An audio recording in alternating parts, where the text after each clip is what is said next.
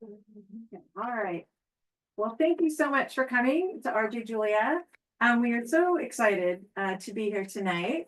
Jonathan just told me that Losing Big just came out yesterday.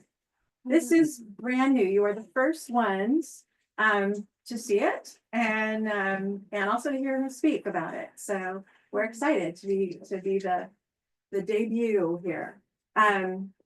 As you may know, Jonathan Cohen is the Joan and Irwin Jacob Senior Program Officer for American Institutions, the Society and the Public Good at the American Academy of Arts and Sciences. That is a really big title. Yeah. He is the author of For a Dollar and a Dream, State Lotteries in Modern America, as well as the co-editor of Long Walk Home, Reflections on Bruce Springsteen. It's very different. And All In, The Spread of Gambling in the 20th Century United States. His writings appeared in the New York Times, the Wall Street Journal, Washington Post, and many other outlets. And he is a neighbor. He lives in New Haven, Connecticut. And tonight, we are very lucky to have him in conversation with Paul Bass. Paul is the founding editor of the New Haven Independent and the co-author of the Douglas W. Ray of Murder in the Model City, The Black Panthers, Yale, and the Redemption of a Killer. Did I say that right? All right. Please welcome them, and they're going to talk tonight, and then we'll do a little bit of Q&A afterwards, and then Jonathan will sign some books. All right, thank you. Hello, everybody. So how many people here bet on sports? So we are really, I haven't either. And it's really unusual. This book blew me away. Because we kind of walking around every day, kind of noticing things changed in America in a dramatic way in the last 6 years. Since the Supreme Court made it easy to legalize sports gambling, and now everybody's doing it. And Jonathan's book brings you right in the middle of how this all happened and what it means for us right now.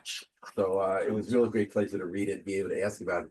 So, John, what were the odds you thought you would end up writing a book something like this about America's breakfast bet on sports gambling? I'm not gonna put a number odds on it. So my last book came out in 2022, and so the Supreme Court decision that you referenced that sort of opened the floodgates for sports betting was in 2018.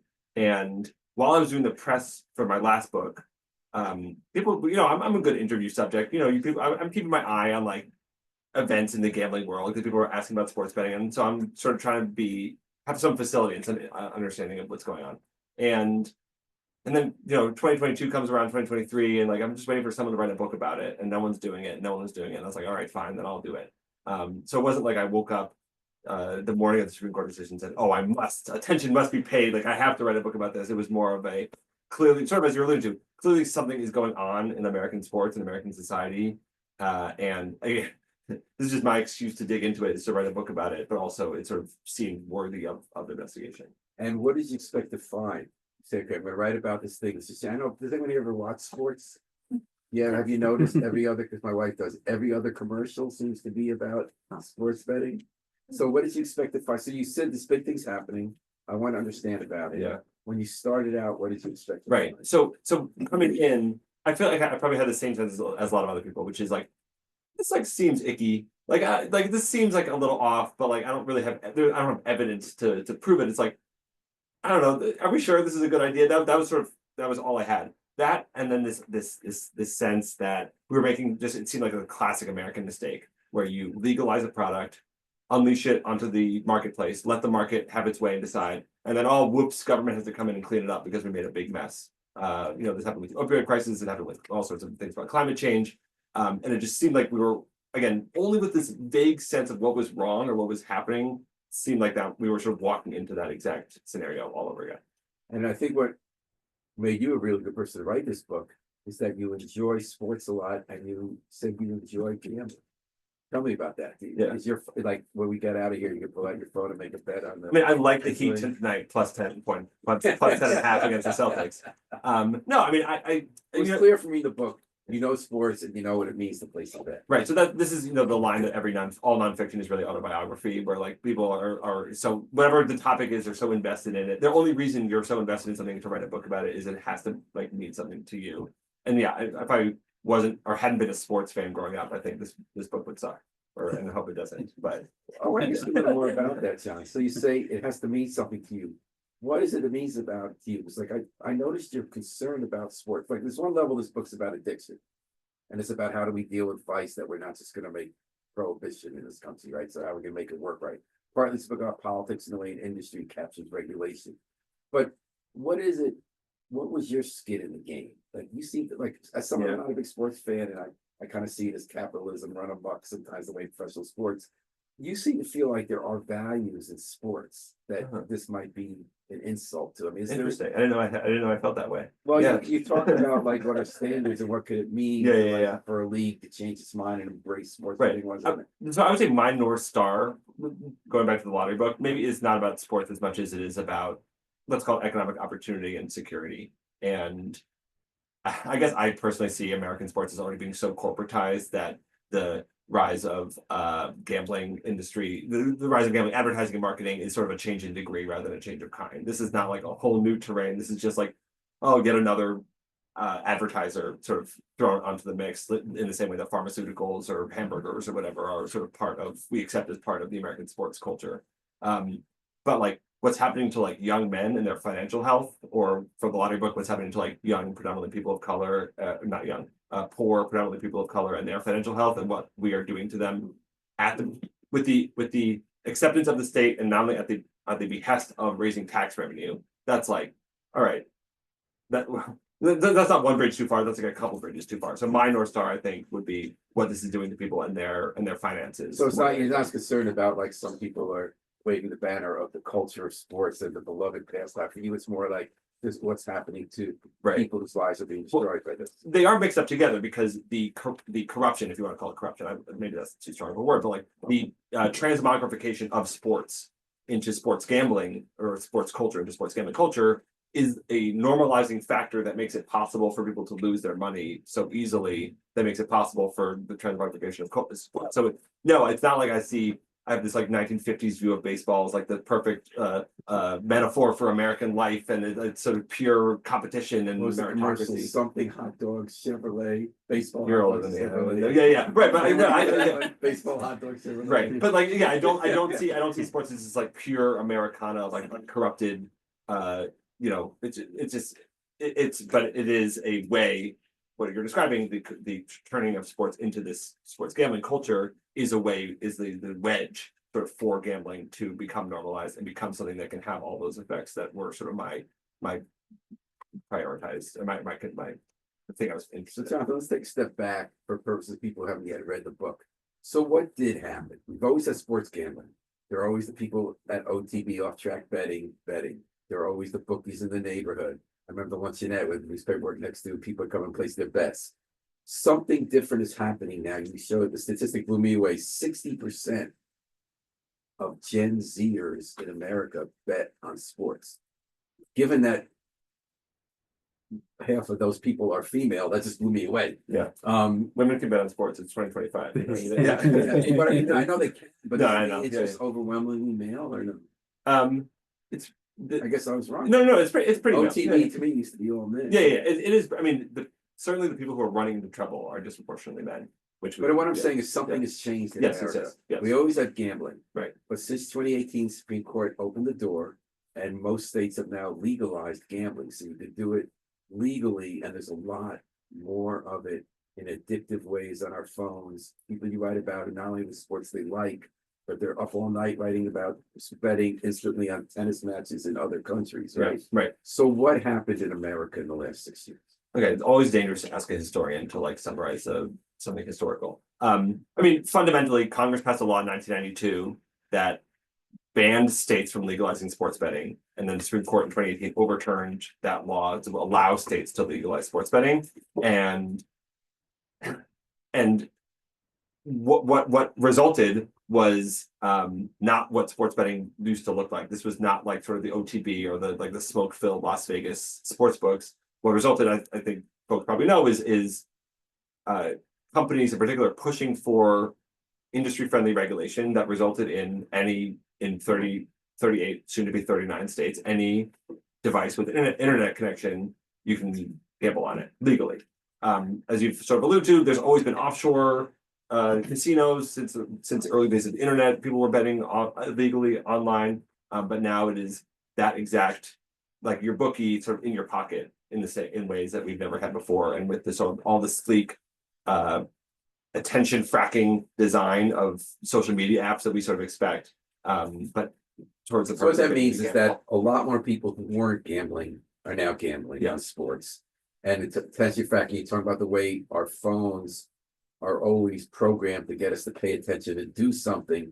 Our phones are getting a lot of people to bet all the time who might not have. Yeah. So what used to be kind of a fun thing for some people is becoming a problem. Well, right, and so this was the logic behind the Supreme Court decision, or sort of behind states legalizing, is so many people are gambling anyway, we might as well legalize it, because it's sort of like the same argument we had with marijuana, like, oh, we're not actually going to increase the size of the market, we're just capturing revenue that would have been spent on the black market, and we're now making it taxable, and we're making the whole thing safe, it'll be regulated. But what of course actually happens realistically is you increase the size of the market, you get people who never would have played or smoked or whatever to participate, and especially when it comes to young people, who again would not have found their way to the games, or only a smaller percentage of them would have found their way to gambling in the first place, not to mention to minor league British darts at 3 a.m. on their phone. Yeah. What would they be doing otherwise? Would these same people have some other addiction? Would they be, or would there be, are there a lot of people who might not be getting in trouble? Yeah. Okay, that's a good point. So okay, there's this really curious stat that I actually don't know what to do with. I don't think anyone does, which is that for roughly 50 years, 1% of American adults have had a gambling addiction. And that is, you know, I'll forgive you if you don't know anything about gambling history, but like we've changed a lot about legalized gambling access over the last 50 years, like from lotteries to bingo to casinos to tribal casinos, non-tribal casinos, iLottery, and so on. So it seems like there's just like a floor, like under basically any circumstances, 1% of American adults is going to develop a gambling addiction. So what I'm concerned about, what I think is different, is like the next 4%, let's say. There used to be like 2 to 3% of people who would call them at risk, or problematic or hazardous gamblers. I think that category now, I don't know, I'm not from percentage of it, but like I'm going to guess a lot of that 60% of young people never would have fallen into that 2 to 3% of categories, particularly when they were young. And now there's like a real easy route for them to end up in that category. So now we're talking about statistics. Book does a good job on that. One reason I think people will read this book and keep reading this book the way I did is because it goes back and forth and gives you the big pictures, gives you statistics, and really tells good personal stories about how this has affected people's lives, so that we see how someone can't stop gambling. Some stuff about it. You start out with a guy named Kyle. Tell us about Kyle and how you came to write about him. He's 26-year-old search engine optimization worker in Denver. Yeah. I found him as I found a lot of people I talked to. So I profiled 2 people in the book, one of whom I was connected to through a family friend, and one of whom is this guy Kyle, who I sort of met on the internet. My wife was like, "Why did you just fly out to Wichita and meet up with this guy you met on the internet? Like, this is safe." But did it go okay? Yes, I saw both meetings, so I'm good. What do you think?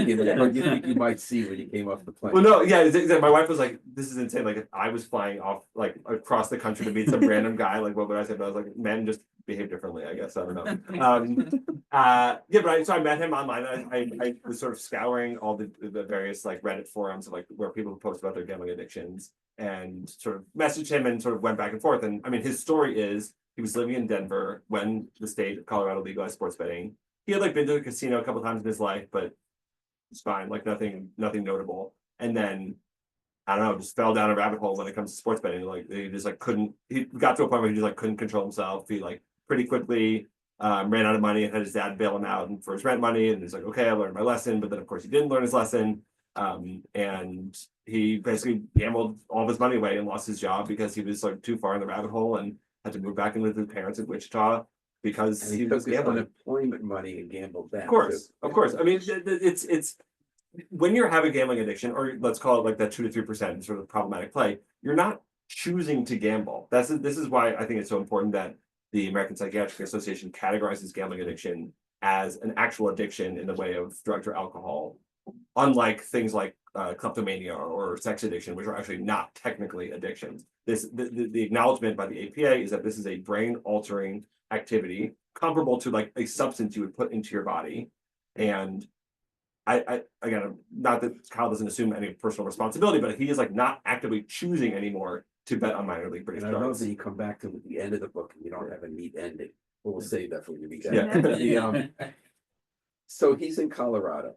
Yeah. So you tell the story, Kyle. And he talks about Colorado in great like journalistic depth about the way this state went about legalizing gambling. So you have these arguments that everyone made, like, well, people are gambling anyway, so let's have the state get the money. It's going to help us pay for an environmental challenge in water that we want to pay for, and then we'll control it. And then you walk a step by step about how the regulators, the people they made the rules with, were the gambling companies. Yeah. And then they wrote the rules in a way the money never came to pay for what they said it was going to pay for. The money was never there for the problem gamblers after a year. How were you able to access all that information? You have us in the room with the person making the decision about what rules to put, and they obviously weren't putting restrictions on them. How did you get that information, and was it hard? And what did you draw from? This is a very journalistic question, so I can tell you're a journalist. So I would say, first of all, I picked Colorado. So there are obviously 38 this year, 39 states that have legalized sports betting. And I would say I started in the process knowing that I either wanted to tell the story of a single state, and sort of in the way that I do here, or a single company and its sort of political operations and machinations. And it seemed like all the companies sort of had the same political machinations, so it wasn't interesting just to tell sort of one. But then when I was I want a state, I want one state, and I asked multiple industry insiders, sort of independently of one another. I asked them, okay, what is a state that represents the degree to which the gambling industry got its talons into the regulations and into the law? And then again, multiple people independently of one another said Colorado. So I was like, fine, I'll go to Why Colorado. did they say Colorado? So these are the people who are like, who write, a gambling newsletter every single day. So if I woke them up in the middle of the night and I was like, hey, what's to do with Iowa? They could like tell me about Iowa. And if I said, oh, what's to do with like the bill in Alabama, they could tell me. So they know in the way that I Was it go. because they were so early in the way industry so completely controlled the process, kind of set a standard for how Right. it's going to Maybe. unfold? Oh, so I think a notable thing about Colorado, and this actually was very helpful to me, sort of journalistically, is that lots of states pass it through the state legislature, like fine, you just pass a law. But Colorado was the first state, other than, well, it was the first state. Yeah, it was the first state where they passed it through the legislature, and then it had to go to voters also. So there was in the legislature, and then it was a public referendum, and then there was a the boring crafting of regulations by the bureaucrats.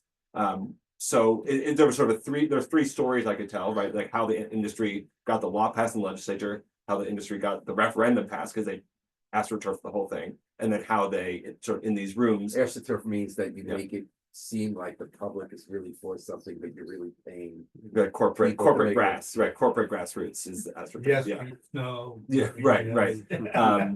And so did you read? I was trying to picture you reading transcripts of hearings, Yeah. and looking at old newspaper clippings, but also getting people to talk to you who don't come across so great in this book, like the people who seem like they thought they were making good decisions about how to write the rules. Yeah. And just did it the way.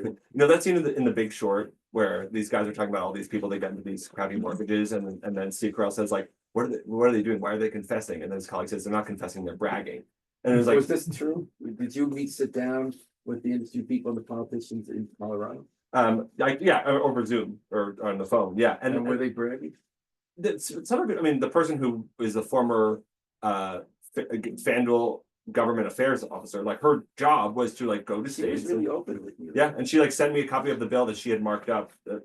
And you were in a book, he cites the notes people wrote in the margins about what it was going to take to write the rules in a way that were going to benefit the sports companies and the betting companies so they could addict people more quickly. It was very interesting. I would say so what's helpful for me is like what's helpful for me is bad for the rest of America, which is that these people at these companies have like totally drunk their own Kool-Aid, and like they really think they're like sort of doing a good job and are I would say unwilling or unable to like understand the rhetoric and the sort of the way the rest of the world sees them. And as a result, it's like, yeah, of course we wrote the rules in Colorado. It's great. Like we only had to pay a 10% tax, and there was an exemption that brought it down to 4.75%. Whereas you and me reading it would be like, they got the tax down to 4.75%. There were 3 months when Colorado technically owed sportsbooks money because there was no actual tax revenue because of this exemption. Like to you and me, that seems insane. But the industry, it's like, nice. Like we did it. And you mentioned this in your afterword. So you're a social scientist. you really wrote this like a journalist. Was Yeah. that because you wanted to make sure people could read it, or because you wanted to tell that they a would person- read it. Yeah. Yeah, I mean, you mean stylistically or Not even just stylistic how you yeah. wrote it, you really used plain language, you interwove statistics, how government works in some way with these personal stories of people like Kyle in a Yeah. very readable way. Yeah. Was this conscious to you, given what kind of training you've had? Yeah, I mean, coming to the lottery book, I knew that I knew I could write more accessibly. I think this whatever I've been told it's sort of for a history book is written accessibly, and I was like I could do better. And like a friend of mine read the introduction to this book and was like, John, like you like to make jokes, like why aren't there any jokes in this book? And I was like, oh, okay, I should just like put jokes in my book. So And I love all your sides about sports because you're such a sports fan. You Yeah. make analogies. or like the state of New Jersey. I just like my wife is from New Yeah. Jersey, so I have to like pick on New Jersey all the time. You know what I mean? And yeah, so I felt also that not that I'm an advocate per se, and but I'm also not a journalist either, but like to make an impact with on this issue, which I think is sort of a resonant public issue, and to like have any chance that people who work at a state house or in Congress or whatever would read it. It can't be written. It can't be this long, first of all, because no one can like has an attention span for more than 7 seconds anymore, and it has to be engaging and sort of be. You have to like mix in the dessert with the vegetables. You can't just like have all the like dessert or the vegetables at the front and then you get your dessert at the end. My favorite chapter is Andrew. He grew up at Greenwich, family had a lot of money at Wall Street, which is gambling, as you pointed out. Of course. And then he's a lawyer, and his life's going downhill with all his gambling. His fiance that's getting broken up. His family's lying to everybody. Tell me how you came across this guy and why you decided to chose a white collar person who came from privilege and slowly watching his life disintegrate. What was that choice? Yeah, so I'll broaden that to say like he is an imperfect story, like in terms of like the profile of someone who gets addicted to gambling. He's just not perfect, and also that he developed his gambling addiction before it was legal in Connecticut. I think this was interesting. He did the offshore. He did a bookie, then he did offshore, and then he plays with FanDuel. Yeah.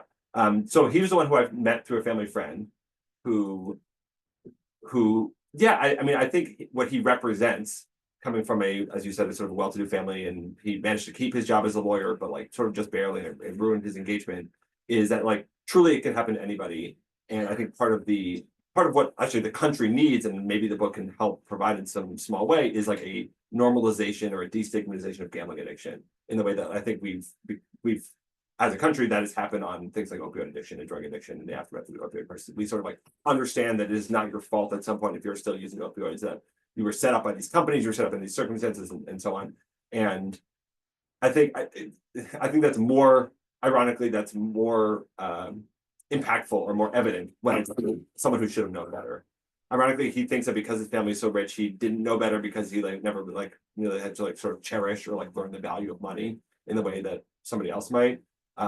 But this is like someone you would not expect, I think, meeting if you met his parents, you met him, that he had or even that they would know someone who has a gambling addiction. How much gambling addiction is it? He said historically it's 1 to 2%. What is it now because of this? So that's the thing. It's really hard to tell. So this is okay. So here's the other dirty little secret. The most often cited statistic now about the rise of gambling addiction, because it's really hard to measure and all these lags, are the number of calls to problem gambling hotlines. Which is like, okay, that's like a pretty easy, if you're calling a problem gambling hotline, you probably have a gambling addiction. Except in Massachusetts, 40 to 60% of calls to problem gambling hotlines are people looking for customer service help with sportsbooks. Because they like don't know, because they like see it on the bottom. Yeah. Right. Like I have a problem with like my FanDuel account. Like, can you help me? And they say like no. So like you actually have to look at like the percentage of increase of calls that last longer than 45 seconds, which is something that the National Council of Problem Gambling tracks, which is up, but like not like the headline number of like up 225% or something. So all this to say is like we don't actually have great evidence about like the rate of problem gambling increase. We have a lot of like books like mine or like or reporting in the Wall Street Journal, sort of like qualitative evidence that like something is amiss, that young men are running into trouble, but we don't have like the statistic that says like, we don't have the statistic about addiction. We have a lot of great data that's coming out over the summer, started coming out over the summer about financial precarity, about states that legalize online sports betting, rising rates of bankruptcy, particularly in low-income households, reduced savings in low-income households, increased credit card delinquencies, and so on. So that there's a line there between addiction and precarity, but I think that's sort of one proxy. Are most people who are betting, are they safe? Is this kind of Yes, thing? yes, 60% of bettors account for 1% of sportsbook revenue. So over, like, the vast majority of people are like me, you know, I put in, How often do you bet? not often, but I put in, I think $100 in FanDuel, $100 into DraftKings, and that's it. And then I lost it all in FanDuel. I built up to $350, and then I lost it all playing blackjack. And I still have like $40 just burning a hole in my DraftKings. So what's the fun of it? Like, why do people bet on sports? It's fun. You should do it. It's fun. Tell me about No, so this is before it was legal. So my wife and I were in Las Vegas when I was living there to do research for my lottery book, and we put $5 on the Rockets in the Western Conference Finals against the Warriors, and it's just like, you would think she was like from Houston and like was it the biggest James Harden fan in the world? Like, there wasn't necessarily the $5. She wanted to win the $5. Yeah, it's so like it's playing a game. Putting stakes on something that's outside of your control, that is already like also exciting and sort of you can get swept up in sports sort of without putting any money on the line, and then now you have money on the line, even if it's like literally $5 or like not life-changing money.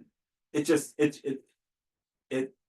does, like, truly, like the FanDuel tagline is like, make every moment more, and it like really does sort of like augment the experience of watching sports.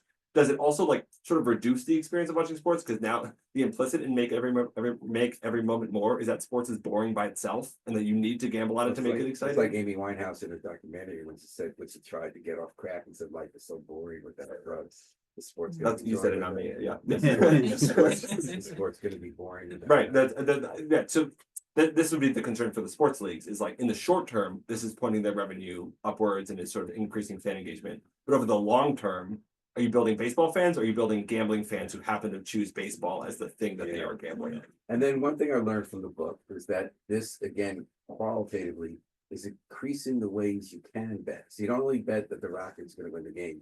You bet how much they're going to win by, which is not new, but also how different players on different teams are going to perform at a day. How many goals a hockey player is going to make? How many sets a tennis player is going to win? That's happened in hypers. Yeah. So this is these are parlays. So tell me about a typical parlay. Give me. So it's great. You honestly, you've just offered one. I want to bet on it right now. So it'd be like a team to win, plus like this, you know, let's say it's a basketball game, like James Harden to have this many rebounds, Norman Powell to have this many assists, Giannis Antetokounmpo in a different game in a different city to have a certain number of points, this hockey game in a different city in a different league to get this many, you know, total goals. And what you're doing is each line that you add to the parlay increases, of course, the odds, or reduces the odds. Sorry, that reduces the odds that it's going to happen, but you sort of exponentially increase the payout rate. So you've gone from betting, you know, bet $10 to win $10 or to win $15. You now go from betting $10 to having a small but a small chance of winning $10,000. And this is the mentality of these young men who are also into crypto, who are also into day trading. It's boring to turn $10 into $15, but it's awesome to have even a chance for 3 hours to turn $10 into $15,000. And it's great for sports books. They make so much more money off of parlays than they do off of regular bets. But that is how people have chosen to bet. Is what I call like the jackpotification of sports betting. So Jonathan, you wrote the book, said you want people to be able to read it, and I do recommend it. What do you hope happens next? Okay. If you asked me a week ago, I would give you a different answer than today. I have in the book all sorts of ideas of like, oh, here's how to fix sports betting. Like we should limit advertising. We should like change deposit limits. We should change all sorts of things. In the last week, I'll forgive you if you haven't been paying attention. These prediction market companies, Robinhood and Kalshi, have effectively just released sports betting in a basically completely unregulated fashion. They claim they're regulated by the Commodity Futures Trading Commission and not by state gambling entities, whatever. And now I'm like, okay, what's the result is like seems like we're on a road towards gambling in all 50 states, even states that haven't technically legalized. Let me go back a little, sorry. faster. Sorry. So what happened the last week? The last week, so just at the beginning of the NCAA tournament, so maybe 2 or 3 weeks ago, Robinhood, which is the stock trading app, and Kalshi, which is a prediction market, introduced under the guise of prediction markets, like Florida versus Auburn, not football. And what is a prediction market? It's nothing. Technically, the difference is it's like you're buying a contract. So technically it's like there's always equal money on both sides of the market. So the prediction markets that people might be more familiar with is like, will Joe Biden win the 24 presidential election? And people say that's often more predictive than a poll. Right. What's really gonna happen. And you're exchanging. So for every you're buying a contract from somebody else. So you're technically not actually betting against the And house. is it You're betting against other regulated very people. differently from sports betting? Yes, nominally by this regulator called the Commodities Futures Trading Commission. And everyone thought it was cool that Kalshi and Robinhood were doing election betting, which maybe as you said is predictive in some way. It's sort of a better test of public opinion in some ways. But they worry that it might then start affecting the outcome. Well, right, or that's interesting. Yeah, like what's to stop them? The people who have the better polls than the rest of us from buying up all the contracts. Yeah, but basically what they did. Sorry to move so fast. The first time was like they basically just on their own decided to offer NCAA basketball betting. So this is new.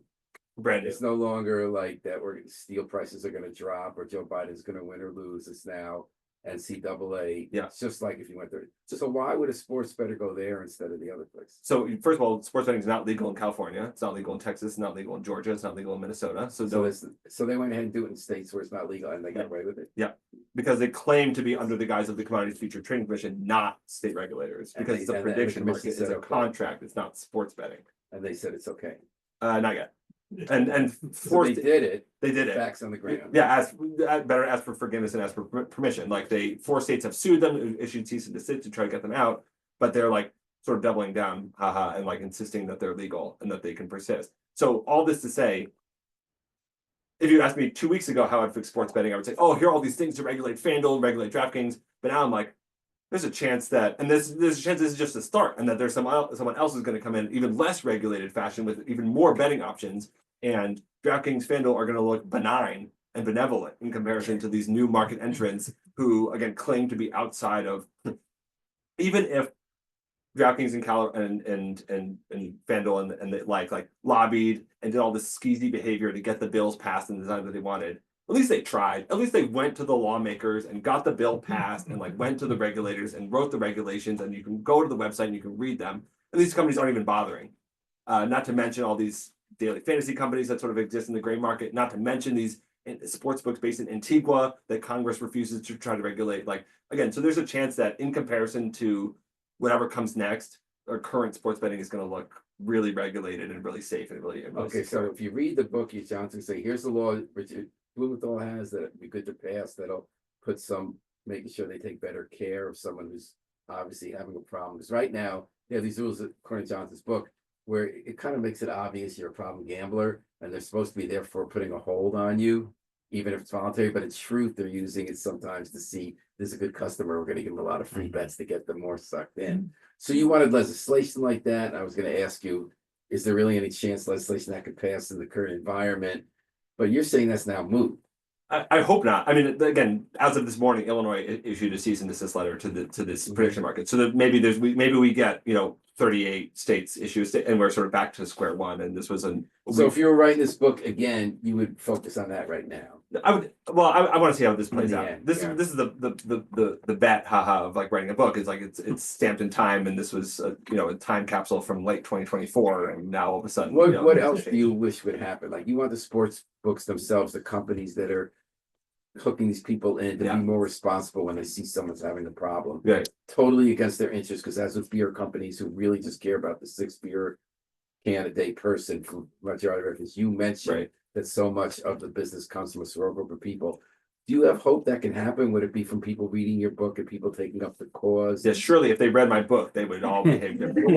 But the truth is, when a person like you puts the effort into a book, it's because you care about the issue and you don't have illusions that you alone make something happen, but you want to influence people who can then take action to make a change. Yeah. How do you hope that happens with this book now? So first of all, I think you're right. The Congress doesn't do anything right now. Like, why should we expect them to have like a good idea about sports betting and regulating companies who want to make money and prey on the consumer? They got rid of the Consumer Financial Protection Bureau. I mean, that train left. Right, exactly. So first of all, this is a state level issue, and there's nothing stopping the Connecticut legislature or the Connecticut Gaming Commission from just changing the rules about Connecticut. And I think the lesson I would hope to take away is, we have a sports betting system that is built to make money for companies and make tax revenue for states. And I think we should have one that is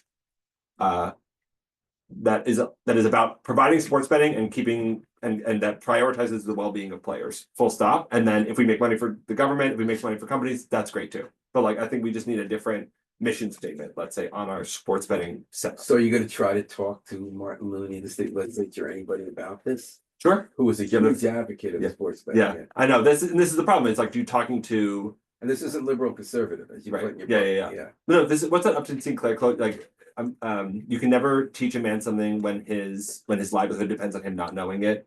And like for state legislators, especially, like, hey, you know that money that you're making that you don't have to pay, that it doesn't require any taxes, like it's bad and you should get rid of it. You know, like what's the likelihood that they're Okay, gonna- so you they're gonna go succeeded along? me with the book and make me feel really concerned, upset about it. Yeah. You're not giving me much here to say. I know. Yeah, so Well, give me something. okay. So here's the thing. So for all of the regulations that we could and should have, there are, and this is one of the sort of listed solutions in the back that I think, regardless of what happens with Robinhood and Kalshi, is something that we need, which is and I alluded to this earlier, sort of a cultural change around sports betting. I use the word destigmatization or normalization of gambling addiction and problem gambling that can happen culturally, that does not require Martin Looney or Joe Biden, or not Joe Biden, or Thompson or whoever. And so I think parents, for example, like especially for young boys, like should be talking to their kids about gambling in the way that they've like now acclimated to talking to them about like the internet in general, or sex, or drugs, or alcohol, or anything else. And because I talked to a lot of people who like gave their kids their login or because you need a social security number for some of these apps, and they'll like let their kids play sort of unknowingly, like not knowing like what can happen, not knowing how easy it is for anyone to get carried away, not to mention someone whose prefrontal cortex isn't fully developed. So I think that sort of cultural groundwork, I'm not going to say this current generation of young men is like lost and we can't do anything to fix them, but a lot of these regulations that we talked about would actually help them. But there's no reason that this new generation that hasn't even started watching sports yet, for whom gambling hasn't been normalized yet, we couldn't change something for them and change their experience entirely. All right. Is that better? That is excellent. Better. I'm ready to take up the charge. Okay. Any questions for Jonathan? 5 minutes for question and answer. Sure. And who has questions for Jonathan? So nobody had bet? No one here has placed a bet on sports? I have a question. Yeah. So I have a little bit of experience in this area, and it comes from, I'm a parent of someone who was dealing with that. And he came to this after having tried to deal with other addictions. So I feel like the comorbidity Yeah. must be huge. And talking about trying to fix it, in his case, I suggested to him, and he followed through on it because he was in a bad place, that he get self-excluded from. And in Connecticut, it turns out that's easy to do with the casinos that are run by the Native Americans, but really hard to do with MGM, which is in wherever that's in Springfield. Yeah.